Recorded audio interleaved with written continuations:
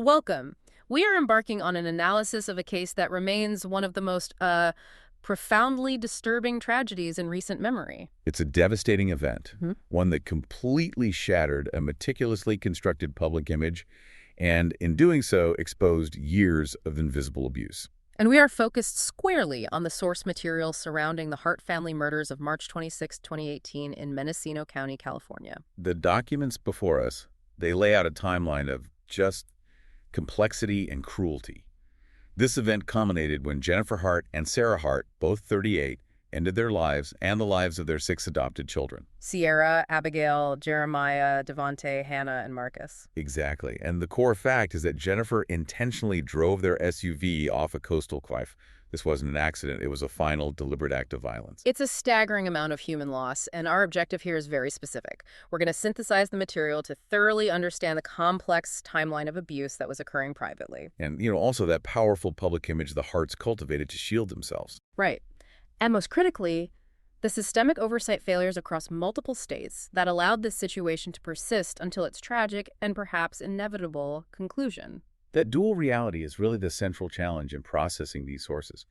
Jennifer, particularly, was relentless in projecting this image of an idealistic, loving, activist family on social media. A perfect family. To the outside world, yes. But the internal investigations later revealed a dark, sustained pattern of physical and psychological abuse, manipulation, and just extreme control. We really have to analyze how that carefully managed public performance acted as a systemic barrier. A barrier that prevented protective systems from seeing the vulnerable children they were meant to serve. Exactly. Okay, let's unpack this and start at the beginning. We need to establish the foundation of Jennifer and Sarah Hart and the life they constructed for themselves and their children. Well, Jennifer Jean Hart and Sarah Margaret Hart, her maiden name was Gangler, were both raised in the Midwest. Jennifer came from Huron, South Dakota, and Sarah was from nearby Big Stone City, which is right on the border with Ortonville, Minnesota. And they met, is this right, at Northern State University? Yes, they met and began their relationship there. It's interesting to note their background. Both were the eldest in their families, and both pursued fields that were centered on children. Jennifer was studying elementary education, and Sarah was focused on special education. So their entire professional leaning was towards child welfare and education. It was. Though it's worth noting that while Sarah completed her degree in 2002, Jennifer actually left the university without graduating. But yes, that early shared vocational interest in children makes the later revelations all the more unsettling. And their commitment to each other, to their relationship, it was evident pretty early on. They took steps to formalize their union long before same-sex marriage was recognized federally. That's right. Sarah legally changed her last name to match Jennifer's in 2005. Then they went and officially married in Connecticut in 2009, which was one of the few places at the time that allowed it. The documents also indicate they made a distinct choice about their identity and where they lived. They did. Jennifer discussed on Facebook how they had been closeted initially in South Dakota. When they decided to be open about their relationship, they made a very deliberate move to Alexandria, Minnesota around 2004. This was a conscious choice to live their identity publicly. But that choice wasn't without consequences. And the isolation, it seems, deepened over time for reasons that went beyond their sexual orientation. Well, they reportedly lost some friends after coming out. But more importantly, and this is key, state reports later confirmed that the couple eventually cut off contact with their own relatives. And the sources are clear on this point. This estrangement wasn't primarily about their orientation, which their families had accepted. It was because their relatives were intensely critical of their parenting choices.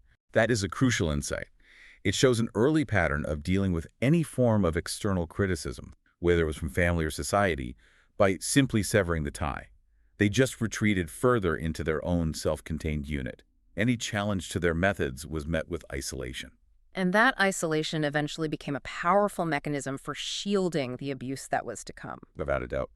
Now, adding another layer to the Hart's stability, or maybe the lack of it, is their financial reality. They were quite transient, moving for Sarah's retail management jobs at places like Herberger's and later Kohl's. Yes, and the sources highlight a really surprising financial context, one that's tied directly to the children. Let's talk about that. The family was receiving state funds from Texas, which is where the adoptions originated. These were subsidies specifically for the care of the 6 adopted children. And these funds were significant. They were. They accounted for almost 50% of the Hart family's total income. This financial dependency on the children's presence is profound. It raises some very uncomfortable questions about motivation, doesn't it? If half of your household income is tied directly to maintaining custody of those 6 children, regardless of the challenges they presented. It provides a powerful financial incentive to keep them. Exactly. Even if the Harts were ill-equipped or, frankly, unwilling to parent them humanely, it sort of compromises the narrative that the adoptions were solely an act of humanitarian love. Absolutely. The children weren't just dependents. They were a significant, consistent financial resource. The sources, while not explicitly stating their motivation, they lay out a fiscal reality that complicates the whole narrative of selfless adoption. It creates a transactional undercurrent to the family structure itself. So let's transition now to the children themselves. All 6 children adopted by the Harts had Black African ancestry, although the background of one of the biological mothers was listed as white. The adoptions happened in 2 phases, both originating from Texas. The first group came in 2006. That was Abigail, Hannah Jean, and Marcus. They were adopted from Colorado County, Texas. Then 2 years later, in June of 2008, the second group arrived from Houston. Sierra Mijah, Devontae Jordan, and Jeremiah. And the sources detail the painful circumstances that led that second group of children, Sierra, Devontae, and Jeremiah, into the system in the first place. Yes, they had been removed from their biological mother, Sherry Davis, back in August 2006 due to substance abuse issues. They were then initially placed with their paternal aunt, a woman named Priscilla Celestine. And here we had one of the first critical systemic failings documented in these sources. Celestine lost custody, but not because of abuse or neglect. No, it was due to a technical bureaucratic violation.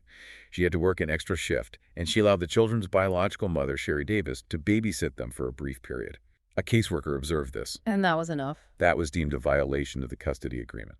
So, because of a minor slip-up letting the biological mother, who the caseworker presumably knew, babysit while the aunt worked, the court prevented Celestine from getting permanent custody. And that put the children back into foster care, which is where the Harts eventually adopted them. That bureaucratic rigidity is just deeply upsetting, knowing the path those children were subsequently forced down. It is a devastating instance of the system prioritizing technical compliance over a stable familial placement. And the children's older biological brother, Dante, he was separated from the younger 3 at this point. He wasn't adopted by the Harts because of behavioral issues. Before the first 3 children even arrived, the source material contains an incredibly chilling anecdote. It served as a profound warning sign about the Harts' capacity for detachment. Indeed. The Harts were foster parents to a 15-year-old girl just a week before their first 3 adopted children were scheduled to arrive. What happened? They drove her to a scheduled therapist appointment, dropped her off, and then they just failed to return for her. They just left her there. They did. The therapist had to be the one to inform the girl that the Harts had essentially abandoned her and would not be coming back. Unbelievable. This wasn't a complex legal termination. It was a sudden, calculated abandonment of a child they were supposedly caring for right before they took on 6 more. It just screams of a lack of commitment, a transactional approach to child rearing. It suggests the Harts viewed the presence of children as conditional upon their convenience or their utility within the larger desired family structure they were trying to build. If a child didn't fit, they were simply discarded. That transactional attitude is a clear theme running through the years of abuse that followed. It is. And yet, externally, the Harts managed to convince the world they were the epitome of familial love and social conscience. And this projection, it really coalesced around one of the children, Devontae. Yes. In 2014, when he was 12, he became nationally recognized. It was after a protest in Portland, Oregon, related to the Ferguson unrest. The photograph of Devontae crying while embracing a white police officer. It went instantly viral. It was dubbed the hug felt round the world, a globally shared image symbolizing reconciliation and hope in a moment of national racial tension. And Jennifer, the source materials confirm, used this moment and her entire Facebook presence to meticulously curate a flawless narrative. She posted constantly about politics, race, these idyllic road trips, homeschooling achievements, and the family's incredible loving bond. She positioned them as ideal progressive parents, raising 6 wonderful African-American children, providing a really undeniable public shield. But the sources reveal this image wasn't just incidental, it was actively deceptive. There's an allegation from a 2013 child abuse investigation that directly addresses this public performance.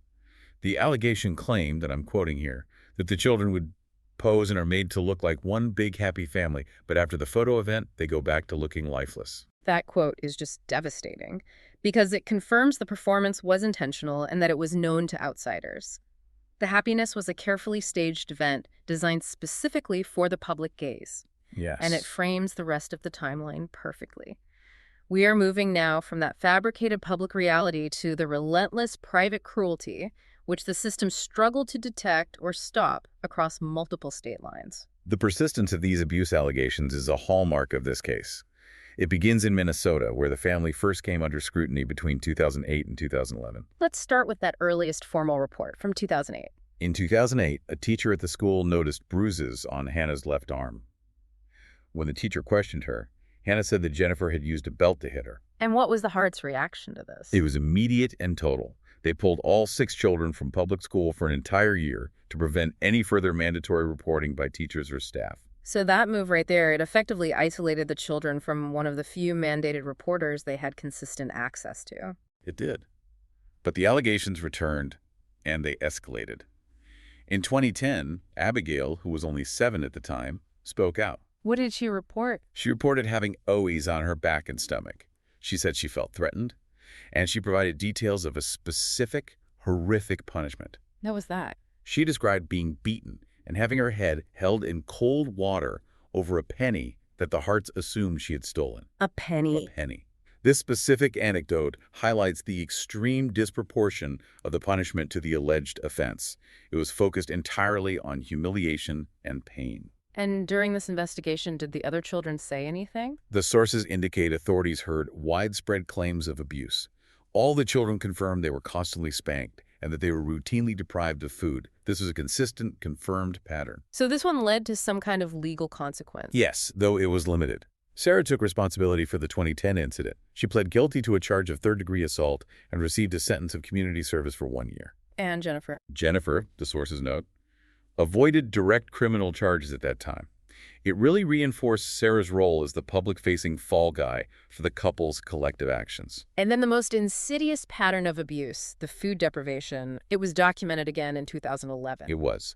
This time it involved Hannah speaking to a school nurse. She reported she hadn't eaten all day. And what was Sarah's response to that? Immediately defensive and manipulative. She claimed Hannah was playing the food card, a phrase that attempts to pathologize a child's legitimate hunger as some sort of behavioral manipulation. What a terrible thing to say about a hungry child. She then suggested Hannah should only be given water. This is a crucial moment. Withholding food is an incredibly effective means of control. It leaves the children perpetually weakened and compliant. And just as they did after the 2008 incident, the Harts responded to this external scrutiny by erecting a permanent wall. Yes. Following this 2011 incident, all 6 children were permanently removed from public schools and homeschooled indefinitely.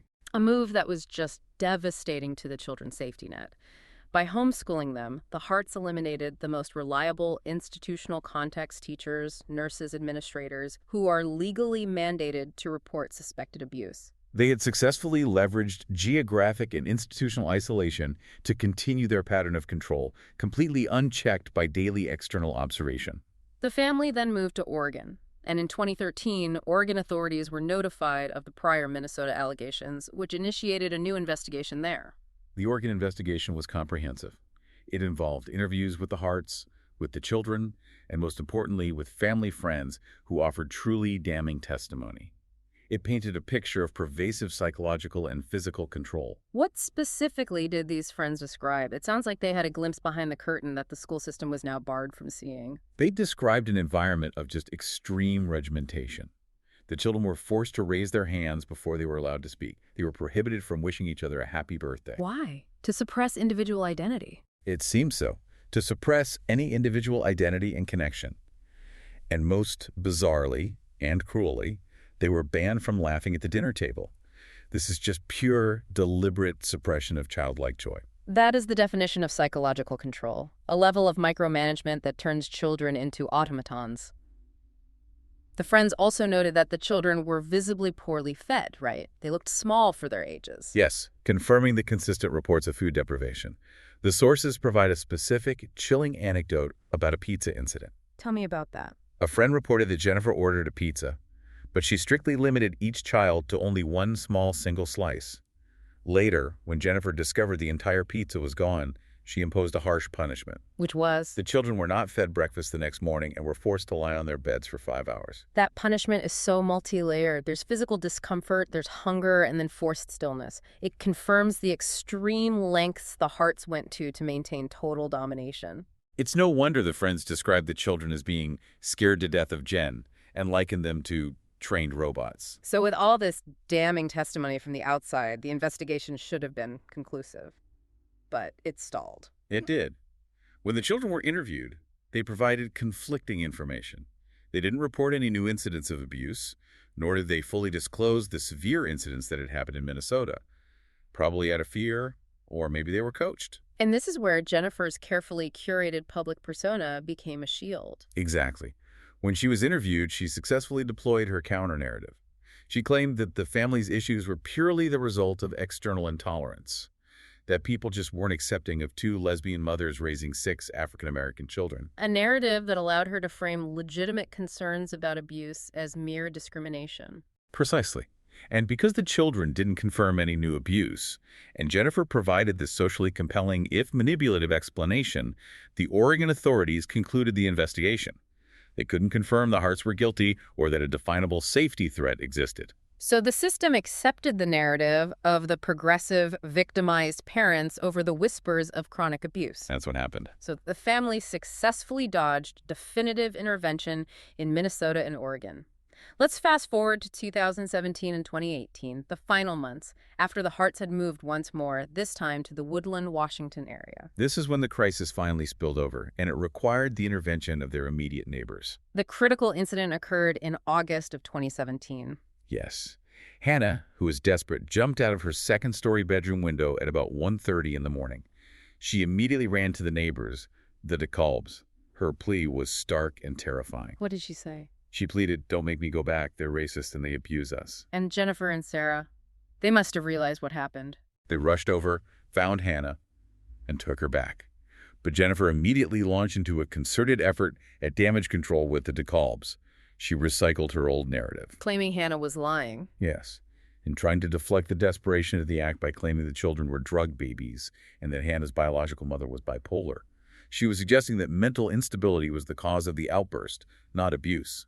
The same pattern again, using complex social and medical explanations to divert suspicion. But the DeKalbs maintained contact with another child, with Devante, the boy from the famous viral hug. And Devante frequently approached the neighbors. He was constantly openly begging for food, and he always asked them specifically not to tell Jennifer about his requests. This constant state of hunger proved to the DeKalbs that the abuse was current and real. And he eventually confirmed it.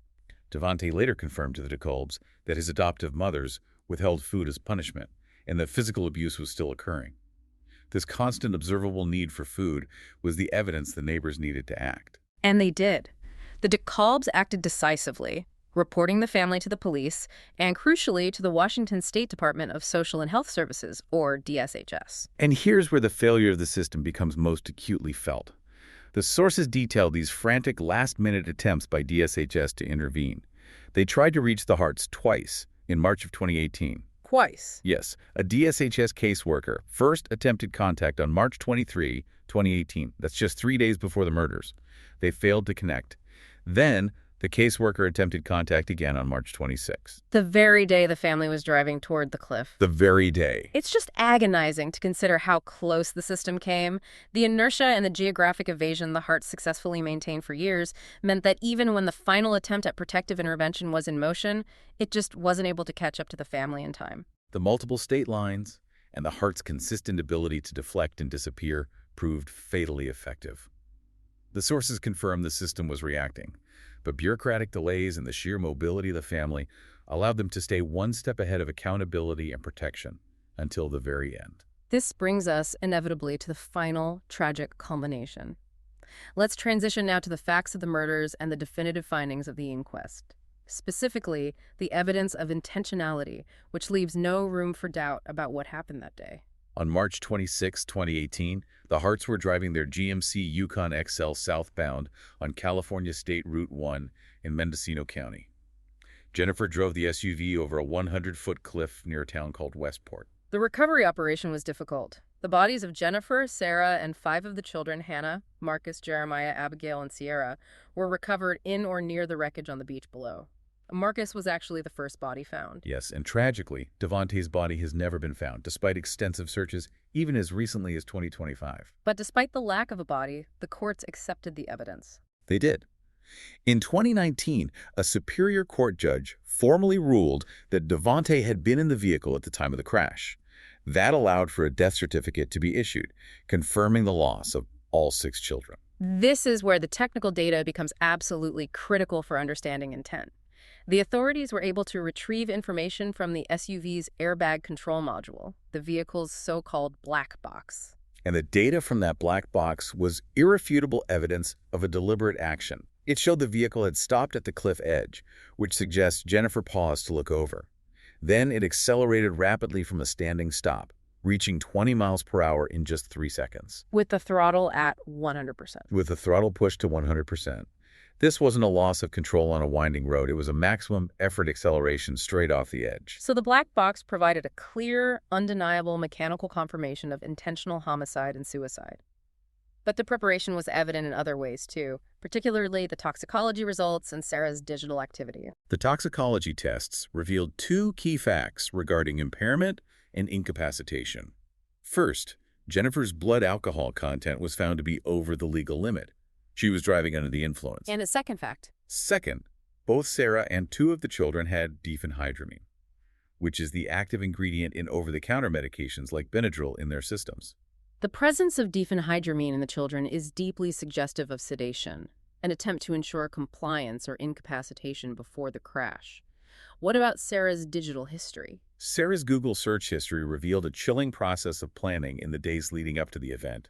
She was researching topics like the lethality of Benadryl doses. She also searched for information regarding death by drowning. She was methodically investigating the mechanics of ending their lives. So the evidence points to a joint, premeditated plan. Chemical sedation of at least some of the children, alcohol impairment for the driver, and digital research into the means of death. Yes, and amidst those dark searches related to murder and suicide, there was one striking small detail that really illuminates their warped priorities. What was that? Sarah searched for no-kill shelters for dogs. And the family's dogs. They were later found safe inside the abandoned Hart family home in Washington. It just underscores the complete lack of care for the children, who were viewed as expendable in their final plan, while the family pets were spared. Following all this forensic analysis and digital evidence, the legal conclusion was unavoidable. A 14-member coroner's jury unanimously ruled the case a murder-suicide. The California Highway Patrol confirmed that since the responsible parties, Jennifer and Sarah Hart, were deceased, criminal prosecution was not possible. But the legal finding confirms the event as a calculated act of violence against the 6 children. Before we move on to the broader implications, there is one final, incredibly poignant piece of context regarding Sarah's private feelings about the adoptions. It's found in the incident reports. The sources indicate that Sarah had allegedly told a coworker that she wished someone had told her it was okay not to have a big family. It's a fleeting, private admission that suggests profound regret. It indicates that the massive family they had constructed, and which Jennifer leveraged for public validation, was perhaps a crushing burden that Sarah realized far too late she was not equipped for. It stands in such sharp contrast to the public narrative of fulfillment. So what does this all mean when we connect it to the bigger picture? This is a tragedy that has resonated so deeply, not just as a crime, but as a case study in systemic failure. And the Hart case immediately permeated popular culture. The TV series Atlanta dedicated a significant portion of the episode 3 Slaps to a storyline directly inspired by the Hart family. It featured a character named Loquarius, who draws heavily on Devontae, the child central to that viral photograph. And the analysis of this case continues in literature. The 2024 novella collection American Spirits by author Russell Banks includes a story called Homeschooling, which fictionalizes the murders. It shows how writers are still grappling with the issues of identity, adoption, and the failure of safety nets that this case revealed. But the most crucial connection, really, lies in the sustained scrutiny this case brought upon child protective services across the nation. Rochelle Hampton, writing in Slate magazine, published a widely discussed critique centered on racial disparity within the child welfare system. Let's explore that analysis impartially. The critique posits that Child Protective Services authorities may often afford harsher, quicker treatment to African American parents and guardians compared to white parents and guardians, leading to faster removals of children. The Hart case is cited as an inverse example. Exactly. The critique highlights that the failure to conclusively resolve the Hart case, despite repeated serious warnings about the welfare of 6 African American children, was compounded by the Hart-specific social positioning. The source materials clearly show how the Harts used their image as a white, progressive, non-traditional, and politically engaged family to effectively shield themselves from definitive, conclusive intervention. It appears that their successful public projection acted as a systemic barrier. They moved from Minnesota to Oregon to Washington, and at each juncture, their narrative of external victimhood claiming discrimination either paused or derailed a thorough investigation. They were able to use the perceived complexity of their family unit to evade the simple facts of the bruises, the beatings, and the pervasive hunger. The failure was multi-layered and multi-state. The system's protocols, which rely so heavily on confirmed child testimony, which was often coerced into silence by the Harts, or confirmed contact with the family, which the Harts actively evaded. Those protocols were no match for the Harts' manipulative tactics and mobility.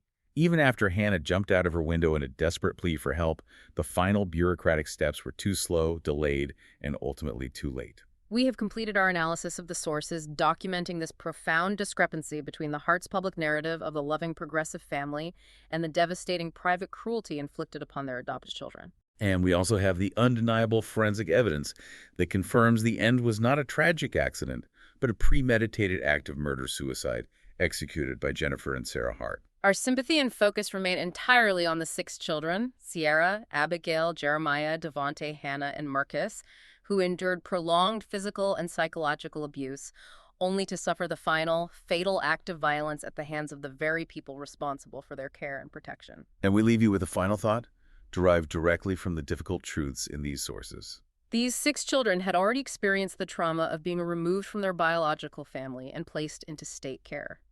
Given these multiple documented interstate failures to protect them afterward, what broader fundamental lessons must be learned about the structural weaknesses in the systems designed to ensure the continuous safety and lifelong well-being of all vulnerable children? It is a question that demands continuous reflection far beyond the facts of this single tragedy. Thank you for joining us for this analysis of the source material. Thanks for listening.